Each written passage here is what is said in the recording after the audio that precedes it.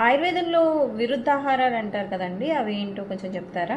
Okay అండి. ఆయుర్వేదంలో విరుద్ధాహారాలు incompatible foods అని అంటారు. అవి ఏంటంటే పాలు, చేపలు కలిపి తీసుకోవడము, పాలు, ఉప్పు తీసుకోవడము, అలాగే పాలు, సిట్రస్ ఫ్రూట్స్ తీసుకోవడము, అలాగే పెరుగుతో పాటుగా అరటిపండు తీసుకోవడము, అలాగే పెరుగుతో పాటుగా హెవీ ఫుడ్ తీసుకుంటూనే పెరుగుతో పాటుగా ఫుడ్స్, పళ్ళు తీసుకోవడము, సిట్రస్ ఫ్రూట్స్ తీసుకోవడము, అట్లా ఇటువంటి కాంబినేషన్. అలాగే తేనె, నెయ్యి సమానంగా కలిపి తీసుకోకూడదు.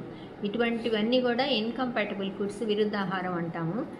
ఇవి తీసుకోవడం వలన ఏంటవుతుందంటే శరీరంలోని బ్యాలెన్స్డ్ దోషాస్ ఏవైతే ఉంటాయో అవి ఇంబ్యాలెన్స్కి గురవుతాయి.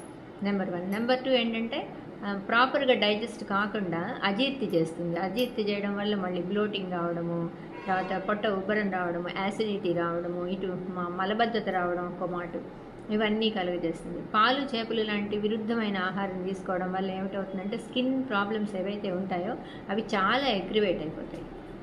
ఆ అగ్రివేషన్ వల్ల ఎన్ని మందులు వాడినా తగ్గనట్టుగా అనిపిస్తూ ఉంటుంది.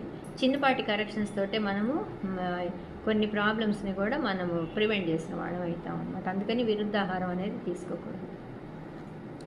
అలాగే టాక్సిన్స్ అనేవి చాలా అక్యుములేట్ అవుతాయి.